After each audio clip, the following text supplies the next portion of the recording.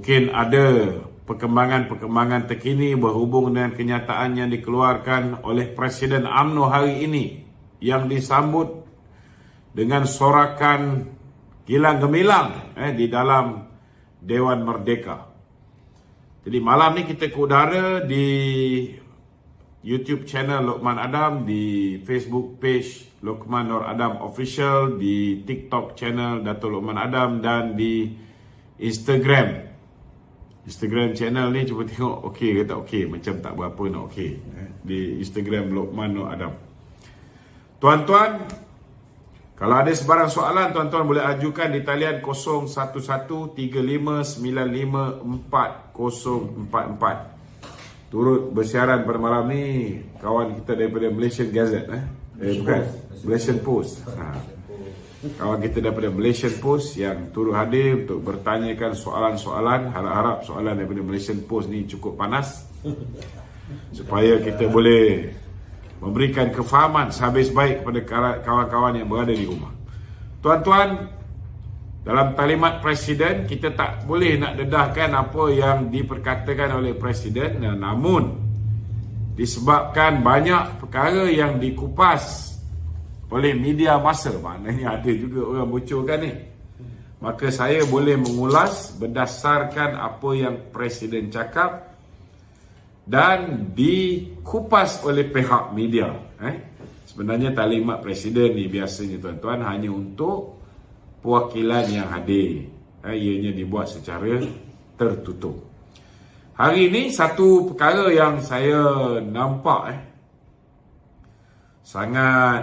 sangat bagus bila mana Presiden mengeluarkan kenyataan bahawa selepas ini akan berlaku pembersihan UMNO secara total.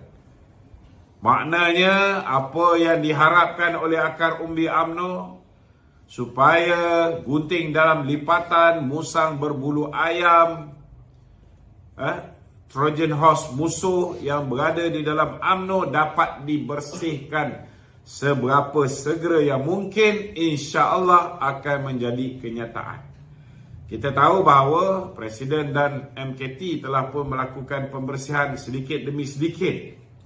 Bila mana kita telah melakukan pemecatan, penggantungan, dimulakan dengan banyak mereka-mereka yang menjadi ejen kepada Perikatan Nasional, ada yang digantung, ada yang dipecat, dan akhirnya ada juga yang digugurkan daripada menjadi calon pilihan raya.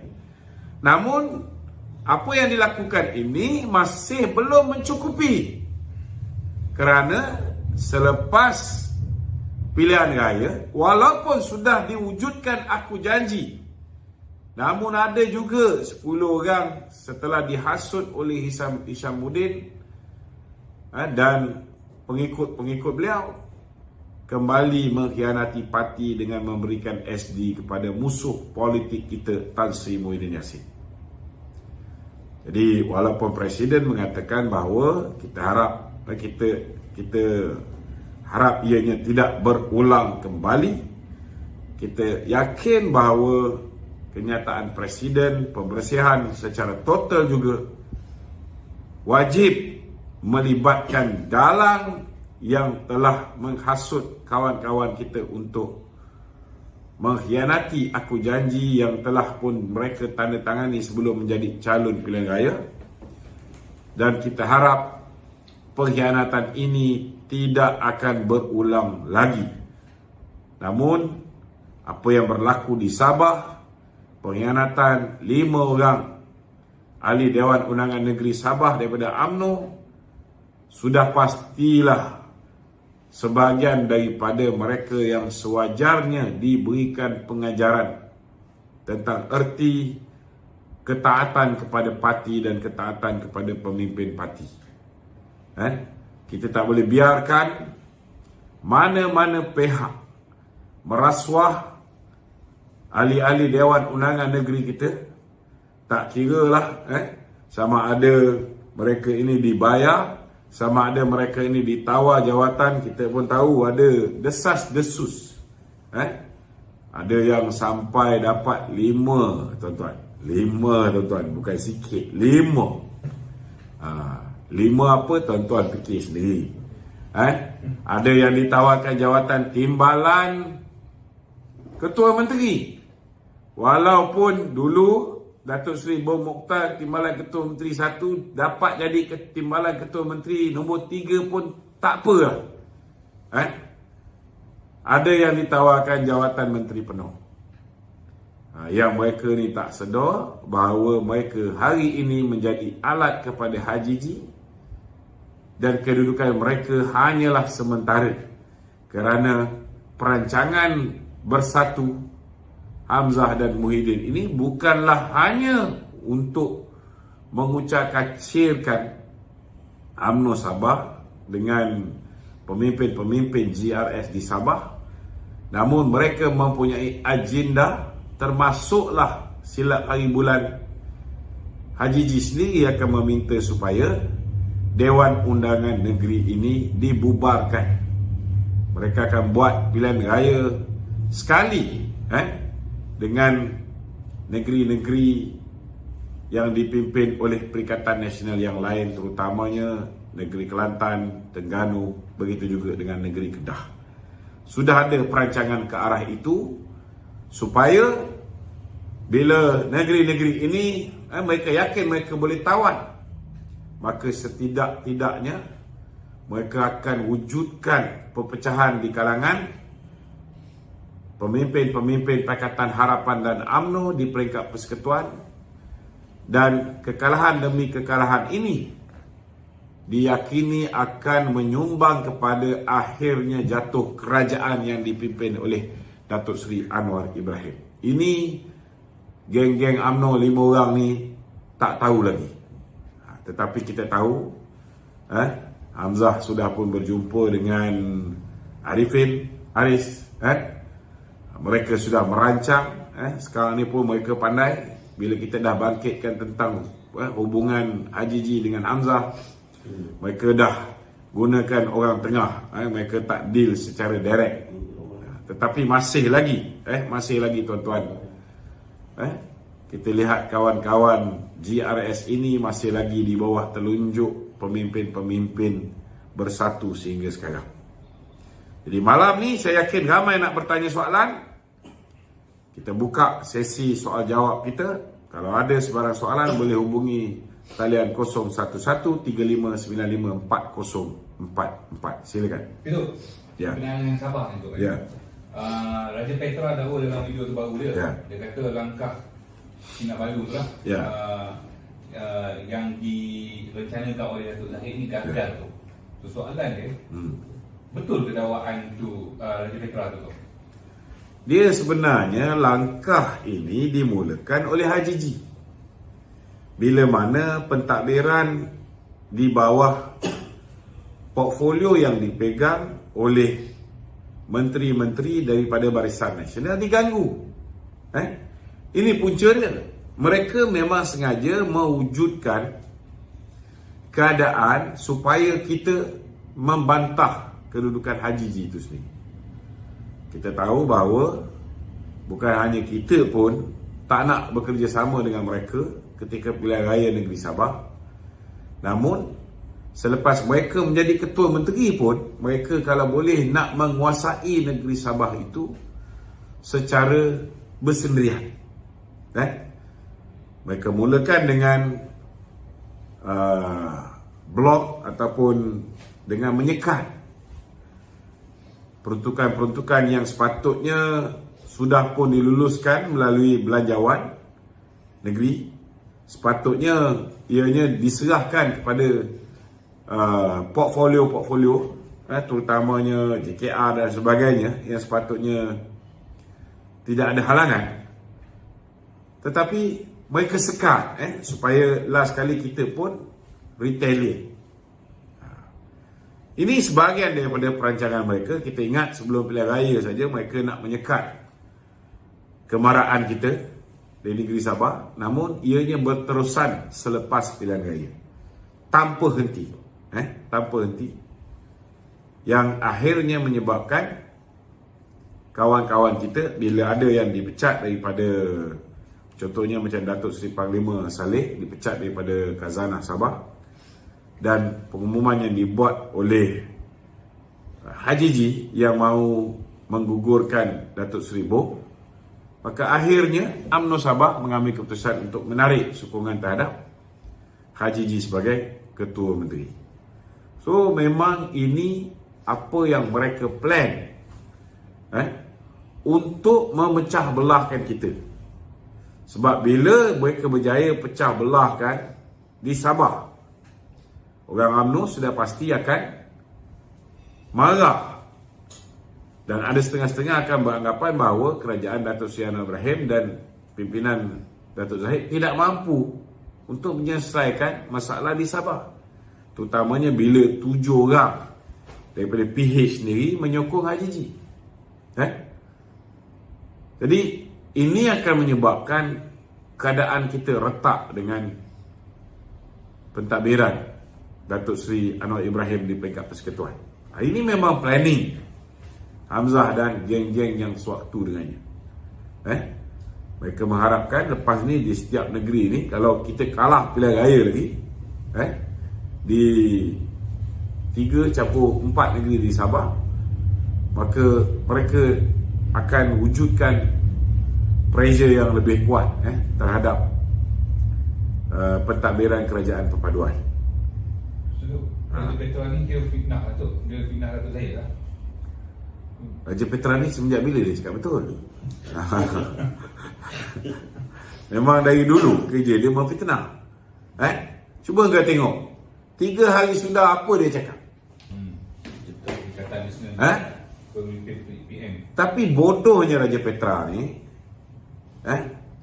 dia cerita strategi dia dalam grup TikTok. Dia bercakap 6 orang, dia cerita. Ni orang tua yang tak berapa sempat. Dia cerita 3 hari sudah, esok 74 orang ahli-ahli parlimen daripada Perikatan Nasional akan ditangkap beramai-ramai. Ada kena tangkap? Tak ada. Malam tu dia buat live. Dia masuk live Syafiq Halim. Kita adalah pemberi maklumat, kita share. Saya dengar, bodoh. Dia cerita, dia kata sebelum pemimpin kita kena tangkap, kita preempt dulu. Benda strategi ni janganlah cerita kat live. Ini yang tak cerdik. So sebenarnya apa yang dia buat ialah, dia buat fitnah tu ialah untuk supaya pemimpin mereka tak ditangkap, supaya kita tak buat seperti mana yang dia cakap.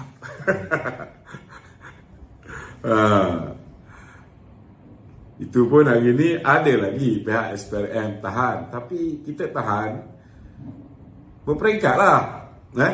Ada Inari, kalau tidak silap saya, kemungkinan besar bunyi-bunyi itu macam orang kuat di PNB, tak silap saya, sedang disiasat oleh pihak SPRM. Masih lagi tangkap orang yang menjadi perantara. Bila dah dapat semua sekali ni, barulah pergi step by step. Itu pun saya tak fikir dia akan terus tangkap 74 orang mengarut.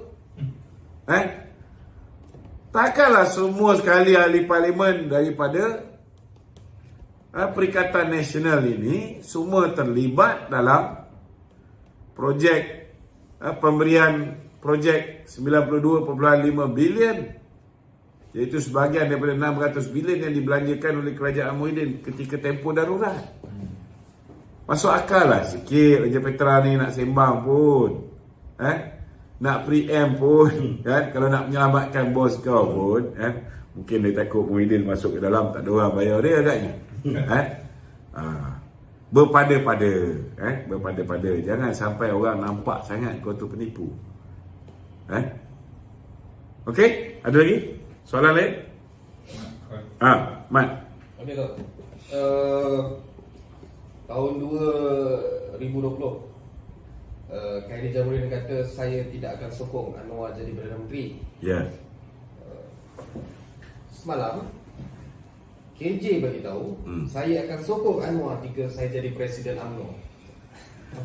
Sekarang ini sebenarnya geng-geng pengkhianat ini, mereka sekarang ini orang dah tahu dah mereka punya planning, perancangan geng-geng pengkhianat ini nak menjatuhkan Zahid kerana mereka tidak bersetuju bahawa UMNO membentuk kerajaan perpaduan bersama dengan PH. Mereka kalau UMNO bentuk kerajaan perpaduan bersama dengan PH, orang macam ni sudah pasti tidak akan dapat tempat, baik jadi Perdana Menteri ke, timbalan ke, ataupun menjadi menteri-menteri kabinet. Termasuklah orang macam KJ. Siapa nak lantik dia jadi senator dan kemudian menjadi menteri? Sebab semua tahu dia jadi menteri pun bukan dilantik ataupun dinamakan oleh Dato' Zahid mewakili UMNO. Tidak. Yang angkat dia jadi menteri ialah Mak Ainun. Dulu Susu Akbar, lepas tu jadi kesus kepada Muhyiddin Yassin. Itu sebab dia boleh menjadi Menteri Musti. Lepas tu dia menjadi Menteri Sains. Lepas tu dia mula-mula jadi Menteri Sains, kemudian dia jadi Menteri Kesihatan. Ini kita kena faham ni.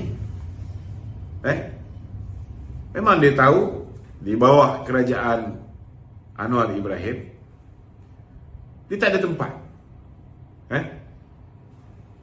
Keduanya, hari ini gelombang sokongan terhadap Dato' Seri Anwar Ibrahim tu kuat. Mana dia pergi, orang sambut dia ramai. Dia pergi ke Indonesia pun sambutan luar biasa.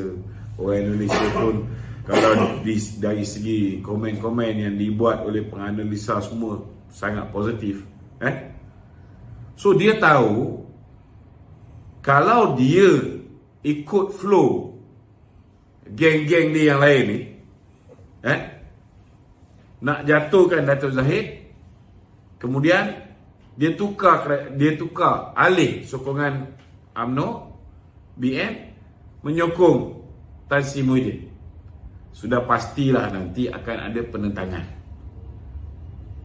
Jadi nak pastikan bahawa orang tak bimbang kerajaan tumbang, keadaan tidak stabil akan berlaku, maka dia kenalah keluarkan kenyataan, apatah lagi bila dia berada di Singapura. Singapura kita tahu mempunyai hubungan yang baik dengan Pakatan Harapan. Maka dia kena gambarkan bahawa kalau dia menjadi kerajaan atau tim dia menjadi Presiden UMNO, mereka akan tetap menyokong Anwar Ibrahim. Kau percaya?